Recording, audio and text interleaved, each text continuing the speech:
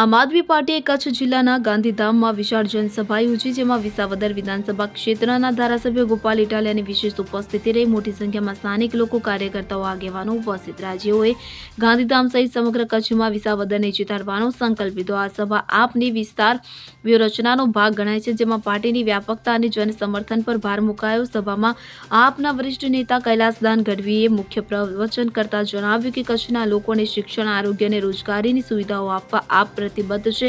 વર્તમાન સરકારની નીતિઓથી લોકો કડકડી રહ્યા છે અને તેથી આપ જેવી પાર્ટી જ વૈકલ્પિક વાર્તા રજૂ કરી શકે છે. કચ્છ ઝોન સંગઠન પ્રભારી સંજયભાઈ બાપટે જણાવ્યું કે આ કાર્યક્રમથી પાર્ટીનું નેટવર્ક મજબૂત બનશે અને આગામી ચૂંટણીઓમાં આપની સફળતા નિશ્ચિત છે. એટલે કે કચ્છ લોકસભા ક્ષેત્રના ઇન્ચાર્જ ગાંગજીભાઈ મહેશ્વરીએ જણાવ્યું કે આ જનસભા કચ્છના યુવાઓ અને મહિલાઓ માટે આશાનું પ્રતીક છે. અમે વિસાવદર જેવી સફળતા અહીં પણ પુનરાવર્તિત કરીશું.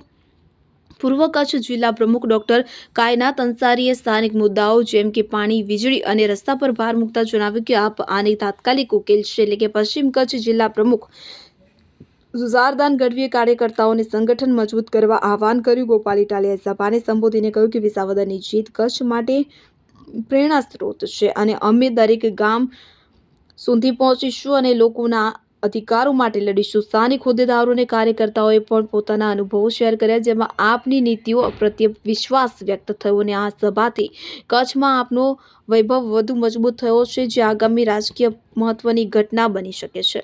Bureau report CN24 news. હવે જુઓ દેશ દુનિયાની તમામ ખબરો તમારી આંગળીના ટેરવે. ઉઠાવો મોબાઈલ અને Google Play Store પરથી ડાઉનલોડ કરો અમારી CN24 ન્યૂઝ મોબાઈલ એપ.